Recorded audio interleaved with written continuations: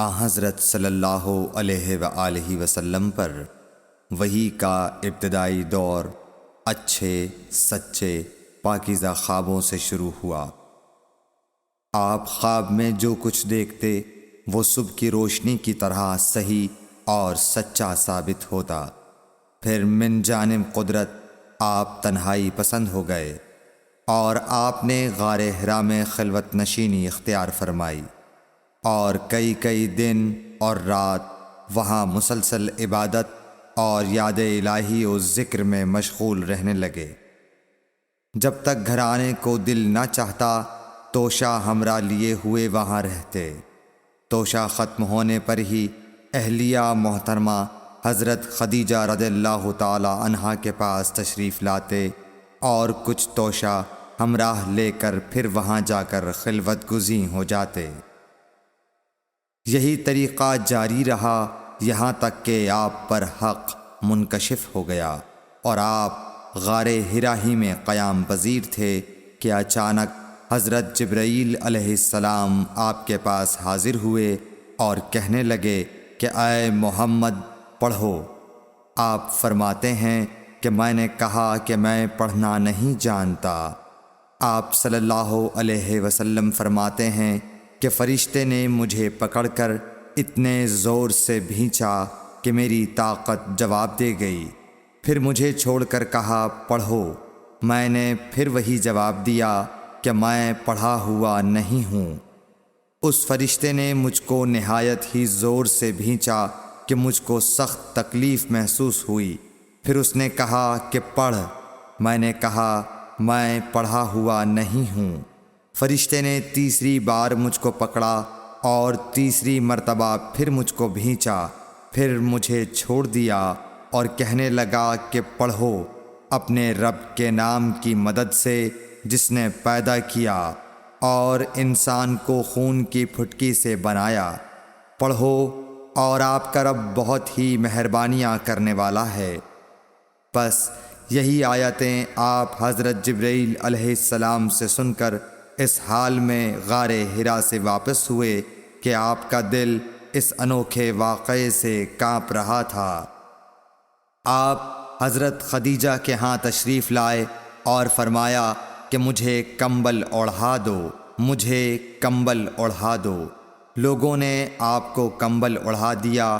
جب آپ کا ڈر جاتا رہا تو آپ نے اپنی زوجہ محترمہ حضرت خدیجہ رضی اللہ تعالی عنہا کو تفصیل کے ساتھ یہ واقعہ سنایا اور فرمانے لگے کہ مجھ کو اب اپنی جان کا خوف ہو گیا ہے۔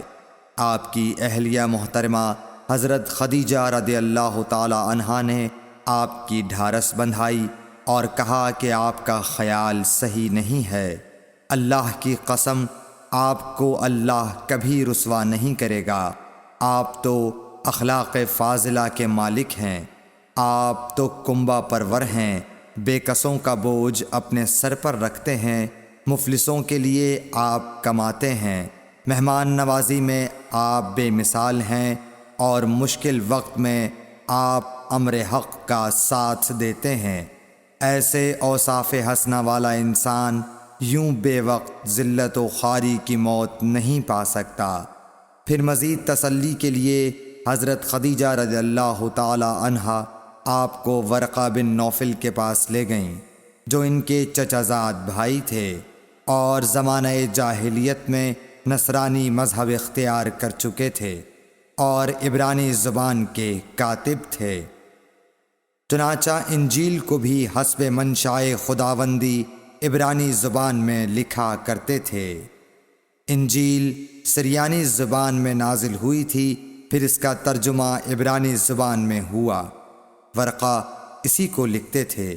وہ بہت بوڑھے ہو گئے تھے، یہاں تک کہ ان کی بینائی بھی رخصت ہو چکی تھی۔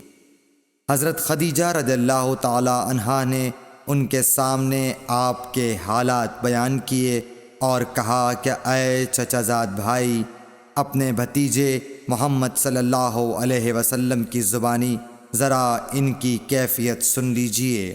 وہ بولے کہ بھتیجے آپ نے جو کچھ دیکھا ہے اس کی تفصیل سناؤ۔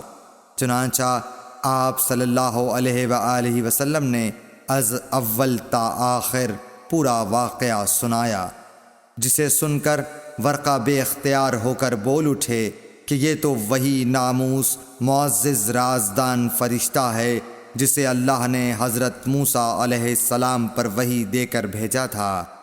کاش میں آپ کے اس عہد نبوت کے شروع ہونے پر جواں عمر ہوتا، کاش میں اس وقت تک زندہ رہتا جب کہ آپ کی قوم آپ کو اس شہر سے نکال دے گی۔ رسول کریم صلی اللہ علیہ وآلہ وسلم نے یہ سن کر تعجب سے پوچھا کہ کیا وہ لوگ مجھ کو نکال دیں گے، حالانکہ میں تو ان میں صادق و امین و مقبول ہوں۔